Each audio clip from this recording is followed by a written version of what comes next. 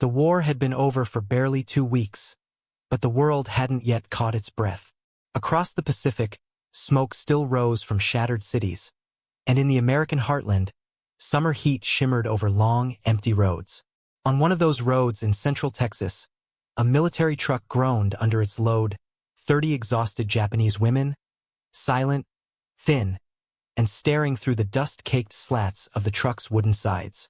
The vehicle rattled toward a camp they'd been told was a temporary holding site. In truth, none of them knew if they were being sent to safety or to punishment.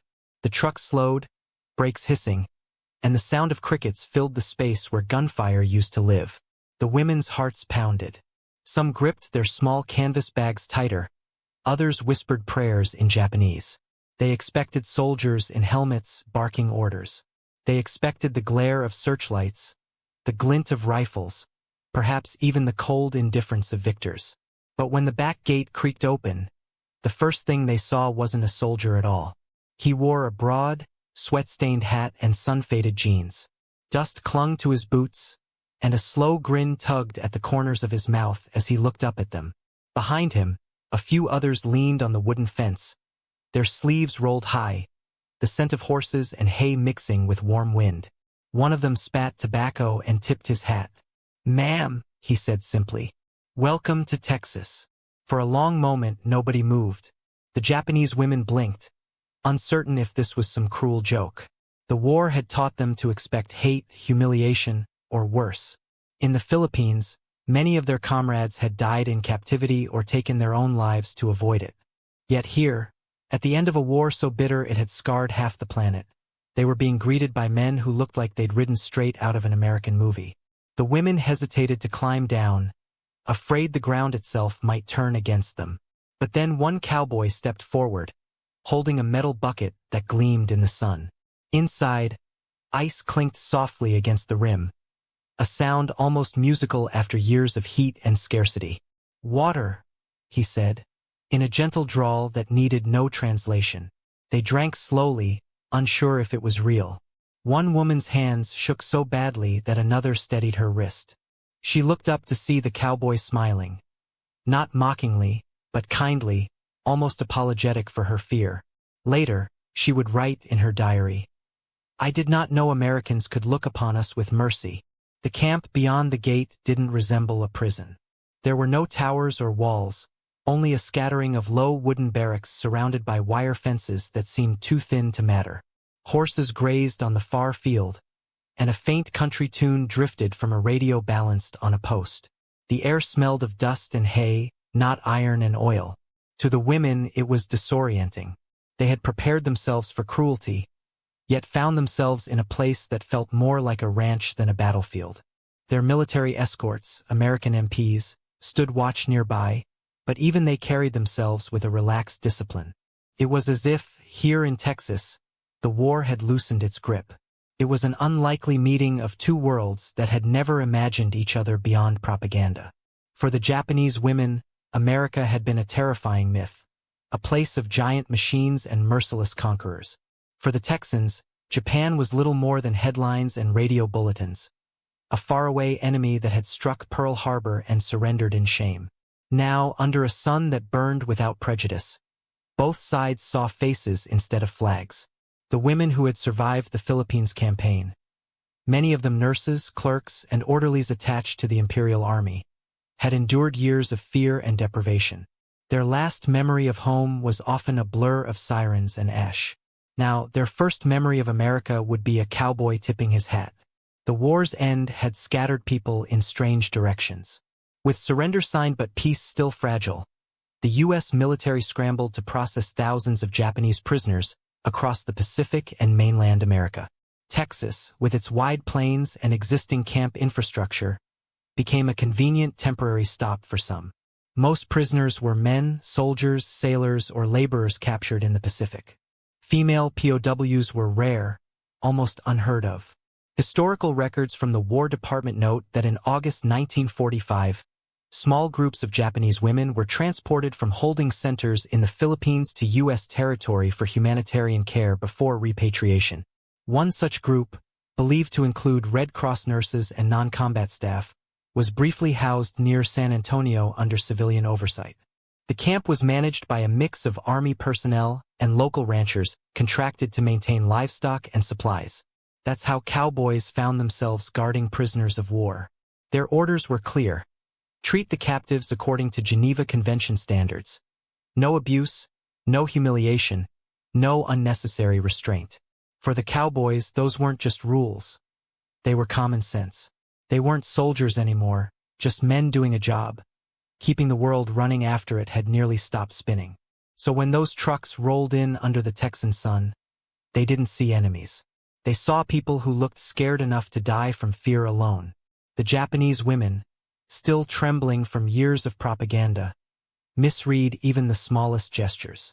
When a cowboy removed his hat, they thought it was a signal for punishment. When he handed them fresh bread, they feared it might be a test. It took hours before anyone dared to smile back. The scene was almost surreal. Dust swirled around the truck as women in faded khaki uniforms stepped down one by one, each bowing stiffly as they passed the Americans.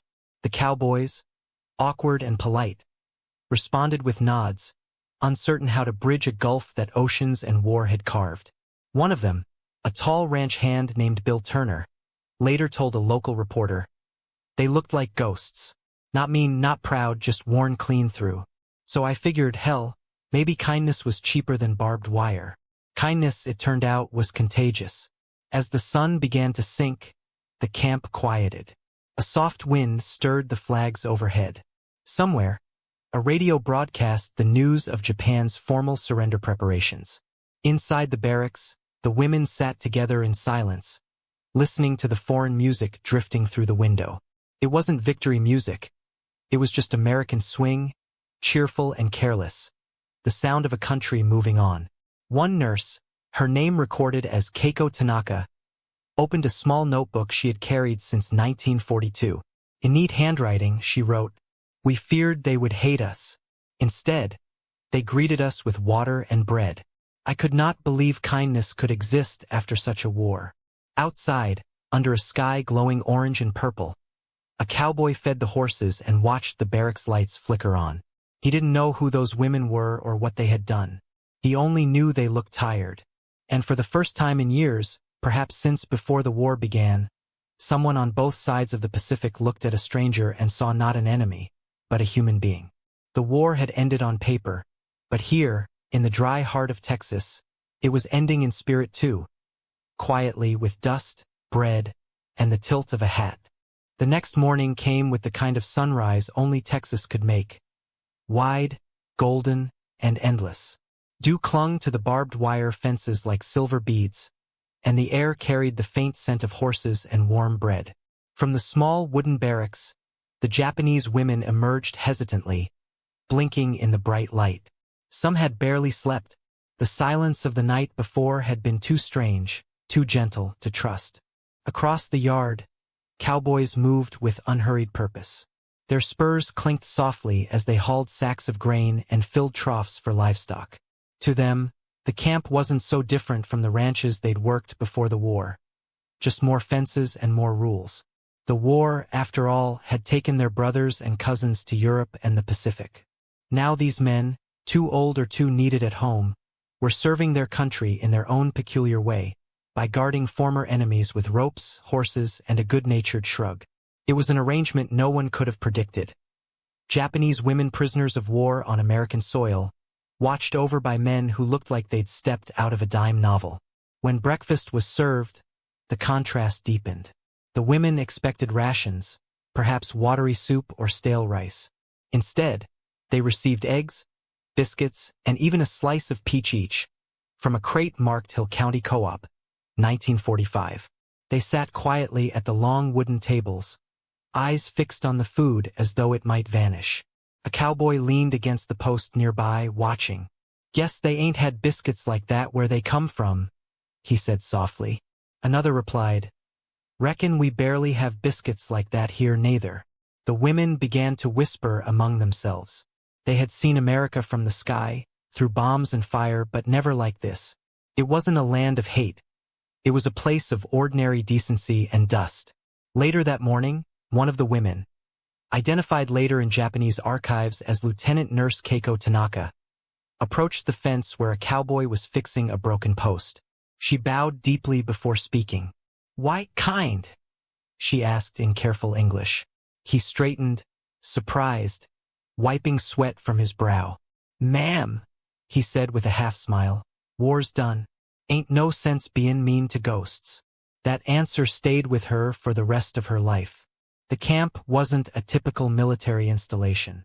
It had been a livestock facility before the Army leased it in 1942 to hold German POWs. By the time the Japanese women arrived, much of it had reverted to civilian management.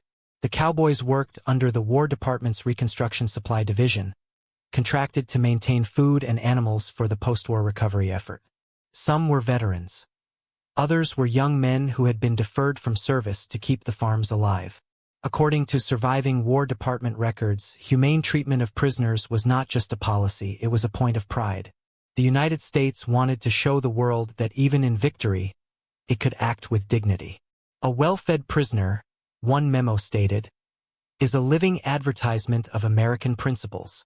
And so, through a strange mix of bureaucracy and Texas hospitality, the women found themselves the beneficiaries of America's post-war conscience. Over the following days, an awkward rhythm developed. The women kept mostly to themselves, sewing or washing clothes in silence. The cowboys, unsure what to say, maintained a respectful distance. But curiosity worked both ways. Occasionally, one of the women would peek through the fence to watch a cowboy saddle his horse. The way he moved, calm, confident, unhurried, was unlike anything they had seen in soldiers. There was strength but not aggression, authority but not dominance. One afternoon, a small incident broke the invisible wall between them. A horse broke loose from its pen, kicking up dust and galloping across the yard. The women froze, unsure what was happening. But before anyone could shout, two of them instinctively grabbed a fallen rope and ran toward the fence, motioning where the animal would turn. A cowboy noticed and, laughing, used their gestures to corner the horse. When the animal was safely caught, he tipped his hat toward the women and said, "Fine teamwork, ladies." They laughed, quietly at first, then fully. It was the first time laughter had been heard in that camp. The cowboys, amused by the women's precision and quick thinking, started calling them the nurses with cavalry hearts. The women, in turn, began greeting the men with shy bows each morning. One cowboy taught them to say howdy, and they repeated it so carefully it sounded like a ritual. The cultural exchanges were small but powerful. When one woman admired a cowboy's harmonica, he handed it to her. She pressed it to her lips and produced a sound so faint it made everyone laugh. "Needs more wind than that," he said kindly, showing her how. Soon, at night, the women could be heard practicing softly inside the barracks, the notes uneven but hopeful. It was in these details that something remarkable happened. The myths began to dissolve. The women, who had been raised to believe Americans were brutal conquerors, found men who held doors open for them and apologized if they spoke too loudly. The cowboys, who had only known Japan through newspaper caricatures, discovered women who stitched torn gloves for them in secret. In one entry from Keiko's diary, translated decades later by historians, she wrote, "They treated us like tired travelers, not prisoners. I began to think perhaps kindness was stronger than war. But kindness didn't erase the past. It simply softened its edges." One evening, a cowboy found one of the women crying near the fence. She had received word from another camp that her brother, a Japanese soldier, had died in a U.S. hospital. Unsure what to do, the cowboy offered her a small piece of paper. It was a drawing, just a sketch of the Texas plains and the rising sun. "He's part of that now," he said quietly. "Big Sky's got room for everybody." The moment needed no translation. By the middle of September, the women had begun helping around the camp. Sweeping, cooking, tending to small chores. It was less about obligation and more about gratitude. The cowboys joked that they had the politest guests west of the Mississippi. Humor, in its dry Texan way, helped bridge what diplomacy couldn't. When a sandstorm swept through the camp one afternoon, covering everything in orange dust, one of the cowboys muttered, "Welcome to paradise, ladies." To his surprise, the women burst out laughing. One replied, in broken English, "Paradise, too much sand." That laughter echoed through the barracks for hours. Even historians who later examined the camp's brief existence noted something unusual. In a time when the wounds of war were still open, the Texas camp became an accidental experiment in humanity. The guards' easy manners, born not of training but of rural decency, created an atmosphere that confounded expectations on both sides. The official camp reports from late 1945 record no incidents, no violence, and no disciplinary cases involving the Japanese women. Instead, there are mundane entries: assistance given in kitchen, clothing issued, female detainees remain cooperative. Between those bureaucratic lines lies something extraordinary. Proof that even after the deadliest conflict in history, ordinary people could choose gentleness over vengeance. One night, as the camp settled under a warm wind, a harmonica played again. This time it wasn't a cowboy. It was one of the women. The tune was clumsy but recognizable. "You are my sunshine." The men on duty looked up, listening in silence. One smiled and whispered, "Guess they're learnin' our language after all." In that quiet night, with cicadas humming and stars scattered across the Texas sky, the war felt a little farther away. The sound of the harmonica floated between two worlds, one that had lost everything, and one that was learning how to forgive. For the women, it was the first time they had ever slept without fear. For the cowboys, it was the first time they'd guarded prisoners who felt more like neighbors. And somewhere in that dusty, half-forgotten camp, the first seeds of peace were quietly taking root, watered not by treaties or speeches, but by simple acts of kindness shared between people who should have hated each other, yet somehow didn't. By late September 1945, the Texas sun had begun to cool. The days were still long, but the edge of summer was gone. The sky had softened, the cicadas quieter now. The war was over everywhere except in memory, and for the 30 Japanese women at the small camp outside San Antonio, even that memory was starting to loosen its grip. Every morning began the same. The clang of the mess hall bell, the smell of cornmeal and coffee, the distant whinny of horses. The cowboys went about their chores, mending fences and hauling hay, while the women swept the barracks and hung their uniforms, still patched and faded from the tropics, on the lines to dry. There was an unspoken rhythm between them now, a kind of ordinary peace that neither side had expected to find. They no longer flinched when the cowboys approached, and the cowboys no longer stood stiffly when they passed. Sometimes, they shared small jokes, fragments of English and Japanese stitched together by gestures and laughter. The women had even learned to whistle, a skill proudly demonstrated one evening, though it made the horses nervous and the men laugh so hard one nearly dropped his hat. It was the kind of laughter that belonged to people who'd survived something bigger than themselves. The camp's commanding officer, a practical man from Kansas named Captain Avery, often said the place ran smoother than any he'd ever managed. "Kindness works faster than orders," he remarked in a letter to his wife. "These cowboys treat prisoners better than some folks treat paying guests." His reports to the War Department were so calm they almost sounded fictional.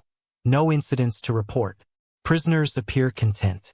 Civilians continue to demonstrate exemplary conduct. The plan was to transfer the women to California for repatriation aboard a returning transport vessel. But the paperwork moved slowly in those first chaotic weeks after the surrender. So the women waited, days folding into weeks, each one less fearful than the last. One of them, Keiko Tanaka, began tending a small patch of earth near the fence, where she planted wildflowers she'd gathered from the nearby fields. When asked why, she simply said, "To see something grow again." A cowboy helped her water them with an old tin bucket every evening. "Reckon they'll make it?" he asked one day.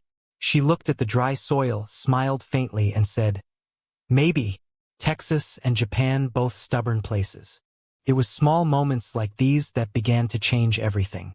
One afternoon, a wagon arrived from the nearby town of Floresville, carrying supplies and a crate of apples. The cowboys unloaded it and, after some debate, decided to share them with the women before the fruit spoiled in the heat. When the women saw the red apples, their eyes widened. They hadn't seen fresh fruit in years. A few of them hesitated to accept the gift, unsure if it was proper. The cowboy handing them out, Bill Turner, the same man who had offered water on their first day, just smiled. "They ain't gold," he said. "Just apples. Grew 'em myself." The women bowed deeply. Later that night, Keiko wrote in her diary, "He offered them like one might offer jewels. But it was not the apple that moved us. It was the idea that even after all the burning and death, something could still be given without a reason." That act of generosity, so small, so ordinary, became a story the women would tell again and again after they returned home. By early October, orders finally came for transfer. The war was ending not only in maps and newspapers, but in people's hearts. The women were to be moved by train to the California coast, then sent home aboard the hospital ship USS Benevolence. The morning of their departure, the cowboys gathered by the fence as the women prepared to leave. There were no speeches, no formal farewells, just a line of hats lifted in the rising sun. The women, their few belongings packed neatly, turned to bow one last time. Some smiled, some cried. Keiko stepped forward, clutching a small notebook, the same diary she'd carried through battlefields and now across peace. She approached Bill Turner, who stood near the fence post where they'd first met. From her sleeve, she pulled a small folded paper and handed it to him. He opened it and found a drawing, a rough sketch of a cowboy offering water to a woman in uniform. Beneath it, written in halting English, were 3 words, "Peace is kindness." He looked up, hat in hand. "Ma'am," he said softly, "you take care now." As the trucks rumbled away, dust rising behind them, the camp felt suddenly quieter. The cowboys stood for a while, watching the road disappear into the horizon. One finally broke the silence. "Reckon we just saw the strangest part of the war." Another nodded. "Yeah, the part where it ended right." When the women reached California, military officials processed them quickly. Most returned to Japan by winter, stepping back onto a homeland they hardly recognized. Burned cities, ration lines, and silence where families used to be. Yet amid the devastation, they carried something unexpected from Texas. The memory of men who had treated them not as enemies, but as equals in suffering. Years later, historians would find fragments of their diaries in university archives in Tokyo and Osaka. In one, a passage stood out. "They gave us water. They gave us bread. They smiled. That was when I first believed the war was truly over." The impact of those brief weeks stretched beyond their tiny camp. American policymakers often cited the humane treatment of POWs as evidence of moral strength, a way to rebuild trust in the post-war world. It became, quietly, part of the story of how 2 nations that once saw each other only through bombs and blood would, within a generation, become allies. But history books rarely mention the cowboys. They went back to their ranches, their fences, their horses. Some never spoke of those weeks again. For them, it wasn't a grand act of diplomacy, just a bit of decency in a world trying to find its way back to normal. Yet their quiet kindness carried farther than they could have known.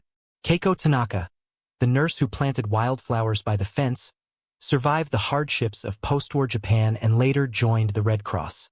In an interview decades later, she recalled the Texas camp. "In war, they told us Americans were monsters," she said. "But the first man I saw in America tipped his hat and gave me water. That is what I remember." Her voice trembled slightly, then steadied. "That cowboy taught me something my own country could not in those years. That kindness can live even after everything else has died." The camera, in the mind's eye, pans slowly across the Texas plain again. The same road, the same endless sky. The sound of a harmonica rises, faint but clear, playing "You Are My Sunshine." The wind carries it across the empty fields where the camp once stood. The narrator's voice returns, steady and reflective. History remembers battles, not breakfasts. Treaties, not tiny kindnesses. But sometimes, peace begins in moments so small they almost vanish. Like the tilt of a hat, a bucket of water, or a cowboy offering an apple to someone who was once the enemy. The image fades to black. And then the narrator's closing words, calm and human. If this story reminded you that even in war, kindness can survive, give this video a like, share it with someone who loves history, and subscribe for more stories that prove compassion is stronger than conflict. And tell us in the comments, what would you have done, standing there on that dusty Texas road in 1945?